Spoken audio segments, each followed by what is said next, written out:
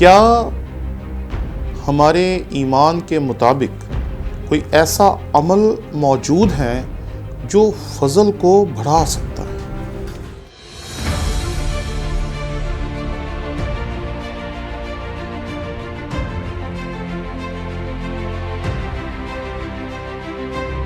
ہمارے چینل کو لائک کریں، شیئر کریں، سبسکرائب کریں، اور اگر آپ کو پسند آئے تو ہمارے ان ویڈیوز کے لنکس کو لے کر آپ اپنے دوستوں، عزیزوں اور رشتہ داروں تک بھی پہنچائیں،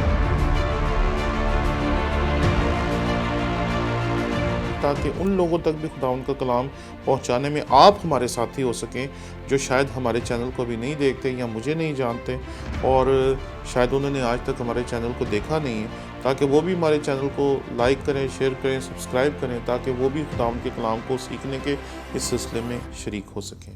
شکریہ۔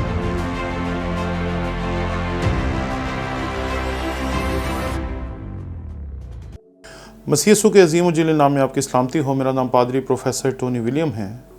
کیا ہمارے ایمان کے مطابق کوئی ایسا عمل موجود ہے جو فضل کو بڑھا سکتا ہے؟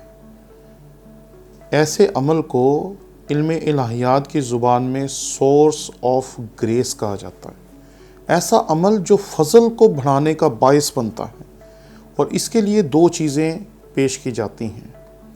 پہلی چیز عشاء ربانی، اور دوسری چیز مسیح خداوند کے نقش قدم پہ چلتے ہوئے بپتسمہ لینا۔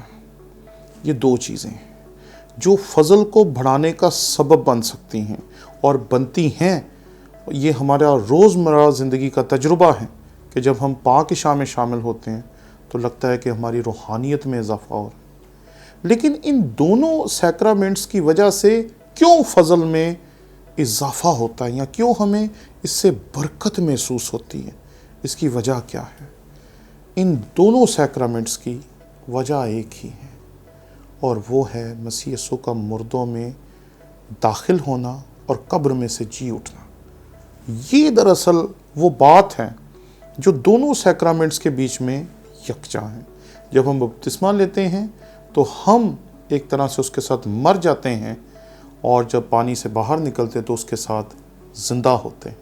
یہ انالوجی ہے، یہ استعارہ ہے جو ہمیں خداوند کے کلام میں ملتا ہے، کہ جب ہم اس کے مرنے اور جی اٹھنے کو یاد کرتے ہیں بپتسمے کے ذریعے سے، تو یہ ہمارے اندر فضل کو بڑھاتا ہے۔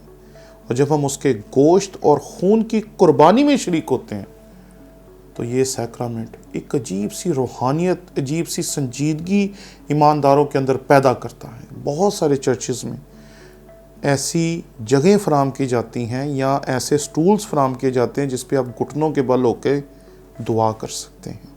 اور میں پچھلے دنوں پاسبانوں کے ایک پروگرام میں گیا تو میں نے وہاں دیکھا کہ تمام پاسبان جو تھے وہ قالین کے اوپر ہی گھٹنوں کے بل ہو کر پاک شراکت لینے کے بعد رو رو کر، آنسو بہا بہا کر دعا کر رہے تھے۔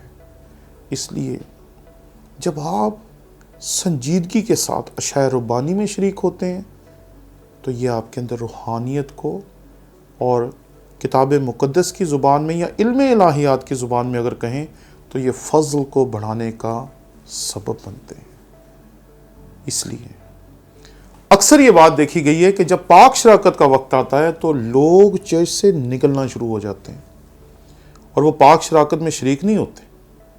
لیکن میں آپ کو یہ کہنا چاہتا ہوں کہ اگر آپ نے بپتسمہ لے لیا ہے، اور ہر مسیحی نے ایک مرتبہ زندگی میں ضرور بپتسمہ لیا ہوتا ہے، تو اگر آپ بپتسمہ یافتہ ہیں تو پھر اپنے آپ کو پاک عشاء میں شرکت سے نہ روکیں، کیونکہ جب آپ اپنے آپ کو پاک عشاء میں شرکت سے روک دیتے ہیں اور عشاء ربانی میں شریک نہیں ہوتے تو خداوند کا فضل جو آپ کی زندگی پہ بڑھنا چاہتا ہے، آپ خود ہی اس کے راستے میں رکاوٹ بن جاتے۔